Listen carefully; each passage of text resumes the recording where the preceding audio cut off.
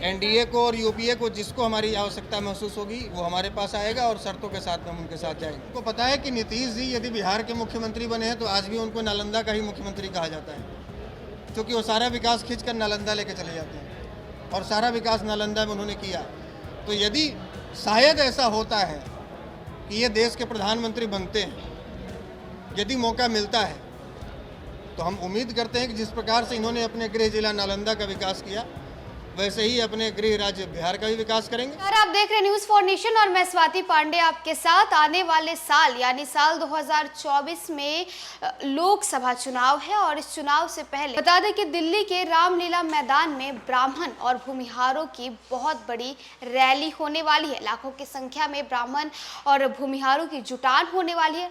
बता दें कि राजपा यानी राष्ट्रीय जनजन पार्टी के संस्थापक सह राष्ट्रीय अध्यक्ष आशुतोष कुमार ने अपने पद से त्याग पत्र दिया और त्याग पत्र देते हुए उन्होंने बड़ा ऐलान कर दिया। उन्होंने कह दिया कि साल 2024 के फरवरी महीने में दिल्ली के रामलीला मैदान में बहुत बड़ी जुटान होगी, जिसमें ब्राह्मण और भूमिहारों की रैली निकालने वाले हैं। क्या कुछ कह रहे हैं आशुतोष कुमार, किस तरह से अपनी इस रैली के बारे में उन्होंने जानकारी दी है, साथ ही साथ अपने पद से उन्होंने इस्तीफा क्यों दिया, अपने पद से उन्होंने त्याग पत्र क्यों दिया है, सारी बातें बता रहे हैं। आपको उनकी पूरी बातों के साथ छोड़े जाते हैं।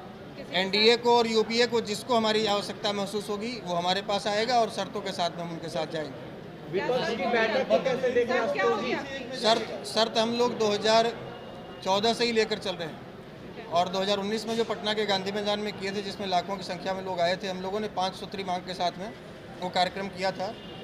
वो 5 सूत्री मांग हम लोगों ने कई बार मीडिया के सामने दोहराया है। यदि आप लोग चाहेंगे तो फिर दोहराएंगे।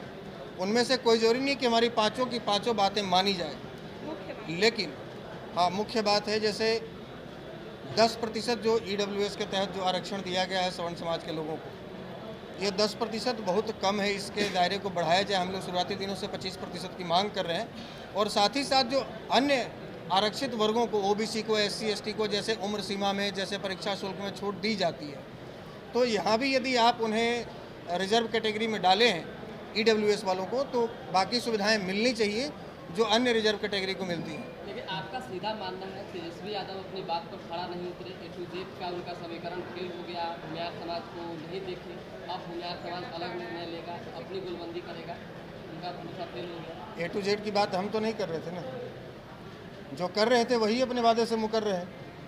हालांकि वो तो अभी कुछ दिन पहले भी कहे हैं कि हम A to Z की बात कर रहे हैं, लेकिन दो तरफा बात कैसे चलेगा? एक तरफ आप कहते हैं कि हम A to Z की बात करते हैं और दूसरी तरफ आप आलोक मेहता के कार्यक्रम में जाकर कहते हैं कि 100 में 90 शोषित है, 90 भाग हमारा है, 10% वालों का राज नहीं चलेगा। तो फिर ये A to Z की बात कैसे हुई? आप तो फिर उनकी बात कर ही नहीं रहे हैं, आप तो सीधा उनका बाइकआउट कर रहे हैं। तो आपको एक धारा पे रहना होगा, एक सिद्धांत पे चलना होगा, और यदि आप बार बार अपनी विचारधारा बदलेंगे तो फिर जनता का विश्वास आप खोएंगे और भविष्य में आपके लिए राह और मुश्किल होगी। पटना में जो बैठक होने जा रही है विपक्षी पार्टियों की, उसको कैसे देख रहे हैं? विपक्षी पार्टियों की बैठक अभी तय तो हो जाए, अभी तक तो 29 तारीख को होने जा रही है। तो इसके पहले भी 2 डेट बदला है, इसके पहले भी 2 डेट बदला है। हो सकता है कि 29 को फिर डेट बदल जाए, लेकिन देखिए अभी बात ये स्पष्ट है, जहाँ तक मैं समझ पा रहा हूँ, यदि मेरी व्यक्तिगत राय पूछिए तो शायद ही कोई ऐसा बिहारी होगा जो नहीं चाहेगा कि बिहार का कोई व्यक्ति प्रधानमंत्री बने। कौन नहीं चाहेगा? तमिलनाडु वाले चाहेंगे कि तमिलनाडु का व्यक्ति प्रधानमंत्री बने, केरला वाले चाहेंगे कि केरला का व्यक्ति प्रधानमंत्री बने, गुजरात वाले चाह रहे थे गुजरात का बने तो बने। तो हमको पता है कि नीतीश जी यदि बिहार के मुख्यमंत्री बने हैं तो आज भी उनको नालंदा का ही मुख्यमंत्री कहा जाता है, क्योंकि वो सारा विकास खींचकर नालंदा लेके चले जाते हैं और सारा विकास नालंदा में उन्होंने किया। तो यदि शायद ऐसा होता है कि ये देश के प्रधानमंत्री बनते हैं, पता है कि नीतीश जी यदि बिहार के मुख्यमंत्री बने हैं तो आज भी उनको नालंदा का ही मुख्यमंत्री कहा जाता है, क्योंकि वो सारा विकास खींचकर नालंदा लेके चले जाते हैं और सारा विकास नालंदा में उन्होंने किया। तो यदि शायद ऐसा होता है कि ये देश के प्रधानमंत्री बनते हैं, यदि मौका मिलता है, तो हम उम्मीद करते हैं कि जिस प्रकार से इन्होंने अपने गृह जिला नालंदा का विकास किया वैसे ही अपने गृह राज्य बिहार का भी विकास करेंगे। और जो खास करके जो इनका विशेष मुद्दा रहा है कि बिहार को स्पेशल स्टेटस का दर्जा दिया जाए, तो हम तो ये उम्मीद करेंगे कि जैसे ही आप ये प्रधानमंत्री बनेंगे पहले कलम से ये स्पेशल स्टेटस का दर्जा बिहार को देंगे।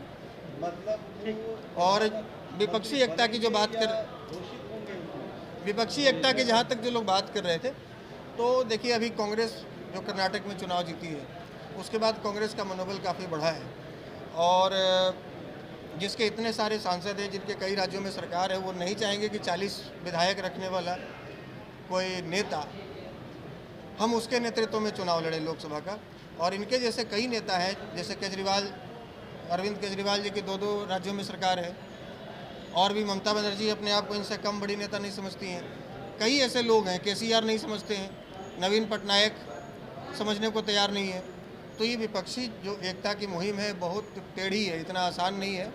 और यदि ऐसा होता है तो ये अच्छी बात है, क्योंकि देश में जितना मजबूत पक्ष होना जरूरी है उतना ही मजबूत विपक्ष होना जरूरी है। कोई ज़रूरी नहीं है कि ये प्रधानमंत्री बन ही जाए या विपक्ष वाले लोग आपस में मिलकर नरेंद्र मोदी को हराकर सरकार बना लें, लेकिन यदि सरकार नहीं भी बना पाते हैं तो कम से कम मजबूत विपक्ष होना बहुत ज़रूरी है, ताकि सरकार मनमाना फैसला न ले।